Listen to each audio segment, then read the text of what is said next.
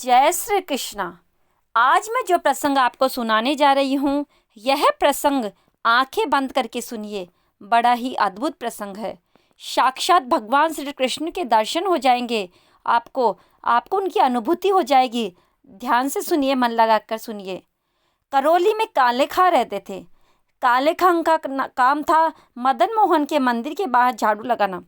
झाड़ू इसलिए लगाते थे क्योंकि यही उनकी रोजी रोटी थी। तो झाड़ू लगाते थे और झाड़ू लगाते लगाते कभी कभार एक झलक मिल जाती थी मदन मोहन की। धीरे धीरे मन लगने लगा। मदन मोहन को देखने का मन करने लगा। हमारे ठाकुर है ही ऐसे, जो देखता है बस देखता ही रह जाता है। तो काले खां खड़े हो जाते और देखने लग जाते। जब भी थोड़ी सी भीड़ हटती तो देखते मदन मोहन को। उनका नाम है मोहन, जो मन को मोह लेते हैं। अब काले खां का ये रोज का काम हो गया। झाड़ू लगाते लगाते भीड़ थोड़ी सी हटती और देखते मदन मोहन को। मदन मोहन मन में रहने लगे। अब तो ये हो गया कि सुबह की मंगला आरती से लेकर के संध्या आरती तक वही इंतजार करने लगे। ठाकुर को देखते रहते। जब भी मौका लगता ठाकुर को देखते। जब भी मौका लगता ठाकुर के दर्शन कर लेते। वही मंदिर के बाहर रहने लगे। मंदिर के अंदर जाने की उनको अनुमति नहीं थी, क्योंकि वो जन्म से मुसलमान थे।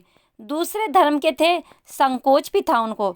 लेकिन ठाकुर तो ठाकुर है, पूरे जगत के मालिक है, इसलिए तो उन्हें जगन्नाथ बोला जाता है। सारी सृष्टि उन्हीं की है। अनंत ब्रह्मांड के मालिक सब उन्हीं के हैं। उनकी नज़र में ना कोई धर्म है, ना कोई जात, ना कोई पात, ना कोई भिन्न है, ना ही कोई अलग है, क्योंकि वह अनंत ब्रह्मांड के निर्माता है। सब उन्हीं का तो है। काले खां भी उन्हीं के हुए। तो काले खां भगवान को देखते थे, दर्शन करते और बड़ा आनंद महसूस करते। धीरे धीरे घर देर से जाने लगे। जब देर से जाने लगे तो बीवी से झगड़ा होने लगा। पत्नी ने कहा कि कहाँ रह जाते हो, सारे दिन सुबह से झाड़ू लगाने जाते हो, वहीं रह जाते हो। काले खां अपने आनंद की बात बताते थे। मदन मोहन के मंदिर में ठाकुर जी को देखा। वह मोर पंखधारी है ना, वह अद्भुत है, जो देखता है देखता ही रह जाता है। मेरा मन बस उन्हें देखने को करता है। पत्नी इस बात पर झगड़ा करती बोलती, काफिर हो गए हो। धीरे धीरे बात उनके समाज में फैलने लगी। उनके रिश्तेदारों को भी पता लगने लगा कि काले खां मंदिर जाते हैं, भगवान के दर्शन करते हैं, अल्लाह को भूल गए हैं, खुदा को भूल गए हैं, बस कृष्ण कृष्ण करते हैं, मदन मोहन करते। रिश्तेदार भी सुनाने लगे, पर काले खां पर इन बातों का कोई असर नहीं होता था। काले खां तो ठाकुर के पास जाते थे। पत्नी घर में झगड़ा करती है तो इनको एक और मौका मिल गया कि चलो, घर जाऊंगा तो झगड़ा करेगी, उससे बेहतर है कि मंदिर के बाहर रहूं। जब भी मौका लगे मेरे ठाकुर को देख लूं, मेरे कृष्ण को देख लूं। जीवन में बस एक ही समस्या थी। समस्या यह थी कि काले खां की कोई संतान नहीं थी। तो पत्नी कहती कि अब संतान होगी भी नहीं, तुम तो काफिर हो गए हो। हिंदुओं के मंदिर में जाते हो, अल्लाह को तो भूल गए हो, हमारे भगवान को भूल गए हो। कहाँ से होगी संतान, कहाँ से मिलेगा सुख? अब कोई सुख नहीं मिलेगा। काले खां मुस्कुरा दिए, बोले, कोई बात नहीं, अब जो देगा मेरा मदन मोहन देगा, जो देगा मेरा ठाकुर देगा। इस दुनिया में जो कुछ भी होता है बस उसकी इच्छा से होता है। उसकी इच्छा होगी तो संतान भी हो जाएगी। और काले खां अगले दिन जब दर्शन कर रहे थे मदन मोहन के, जैसे ही भीड़ हटी ठाकुर जी को देखा और ठाकुर जी को देखते ही बोले, मदन मोहन, मेरे घर में झगड़ा होता है कि मेरी संतान नहीं है। झगड़ा इस बात पर भी होता है कि मैं तुम्हारे पास चला आता हूँ, जब घर जाता हूँ तो कल्ले होता है, शांति नहीं बैठते। ये लोग शिकायत करते रहते हैं कि मैं हिंदू हो गया हूँ, काफिर हो गया हूँ। तेरे पास आता हूँ, मेरे लिए ना सही लेकिन घर में शांति के लिए, इनकी इच्छा के लिए एक संतान दे दे। काले खां ने ठाकुर जी से एक संतान मांगी। कहा कि परिवार वाले शांत हो जाएंगे, रिश्तेदार मुझे सुनाएंगे नहीं, इसलिए बस एक संतान दे दे। और ईश्वर तो ईश्वर है, अनंत ब्रह्मांड में कुछ भी कर सकते हैं जो हम कल्पना भी नहीं कर सकते, वह भी कर सकते हैं, क्योंकि वह परमेश्वर है। 1 महीने बाद काले खां की पत्नी प्रेग्नेंट हो गई। अब काले खां ने कहा कि देखा, मैंने कहा था ना, मेरे मदन मोहन की जो इच्छा होगी वही होगा। तो रिश्तेदार कहने लगे कि ऐसा कुछ नहीं है, यह अल्लाह की देन है, ऊपर वाले की देन है, तुम्हारे मदन मोहन ने कुछ नहीं किया। तो काले खां मुस्कुरा दिए, कोई बात नहीं, तुम्हारी इच्छा थी संतान होगी तो संतान हो जाएगी। मेरी नज़र में तो यह मदन मोहन की कृपा है और काले खां के यहाँ एक बेटे ने जन्म लिया। काले खां प्रतिदिन वैसे ही मंदिर जाते, झाड़ू लगाते, भगवान के दर्शन करते, भगवान से अपनी मन की बातें कहते। दर्शन में इतना मन लग जाता कि सारा दिन वहीं बिता देते। कोई कुछ कहता तो मुस्कुरा देते, कोई गुस्सा करता तो मुस्कुरा देते। बस भजन करते, दर्शन करते, यही थी दिनचर्या। धीरे धीरे समय बीतने लगा। बेटा भी 8 साल का हो गया। बेटे के भीतर वही संस्कार थे जो काले खां में थे।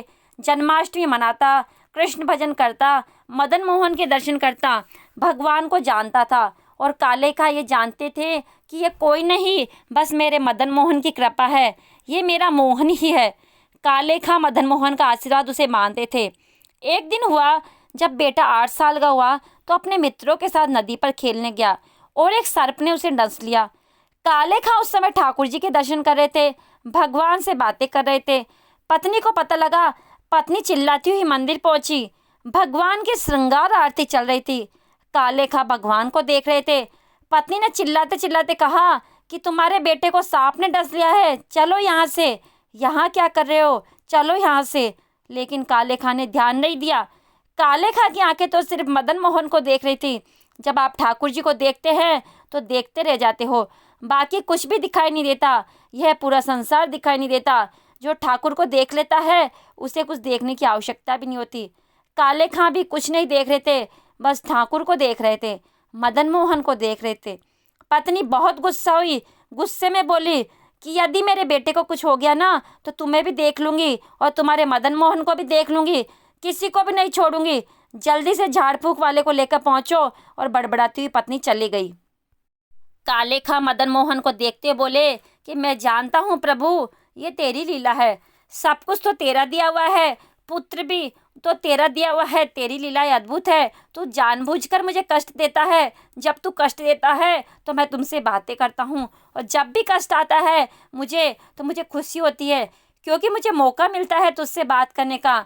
मैं अब जानता हूँ कि तू सब सही कर देगा। यह कहकर काले खां नदी पर पहुँचे। जब नदी पर पहुँचे तो पत्नी चिल्लाई कि झाड़ फूक वाला कहाँ है। काले खां को कहाँ ध्यान रहता, वो तो जानते थे कि मेरा तो जो कुछ है मदन मोहन का है। बोले कि भूल गया।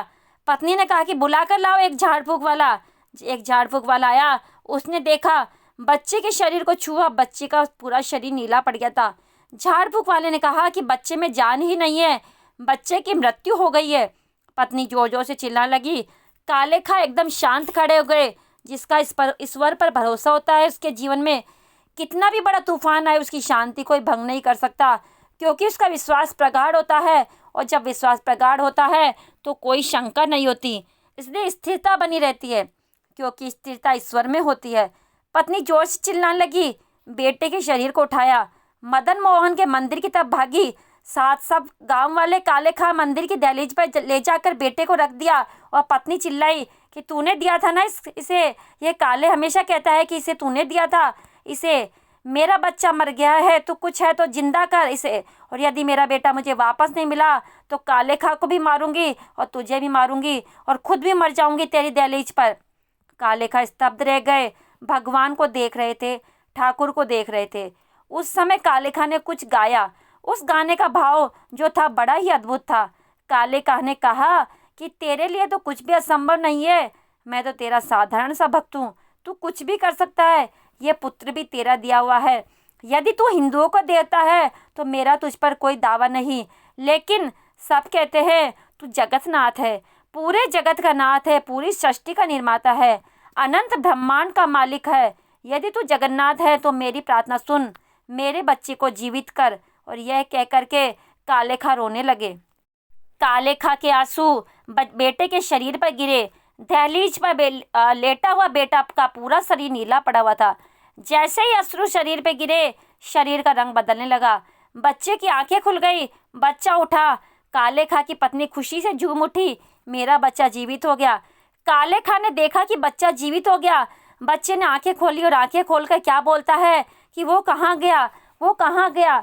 काले खां ने पूछा, कौन?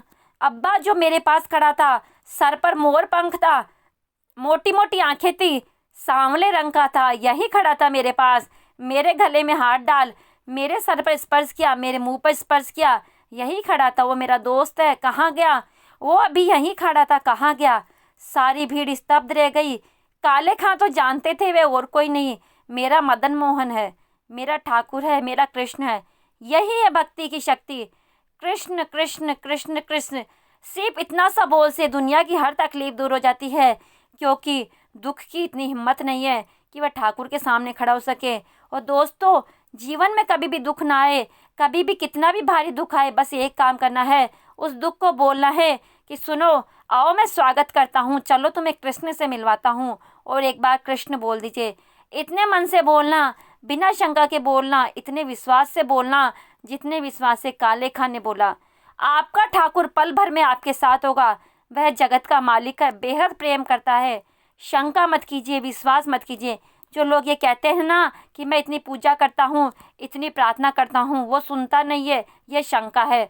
जो लोग कहते हैं ना मैं इतने दिन से मांग रहा हूँ, वो देता नहीं, यही शंका है।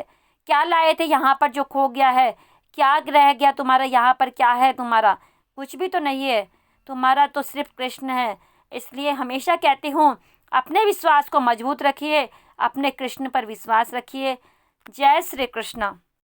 अगर आपको आज का वीडियो पसंद आया है तो वीडियो को लाइक और शेयर अवश्य कीजिए और चैनल को सब्सक्राइब करना ना भूलें।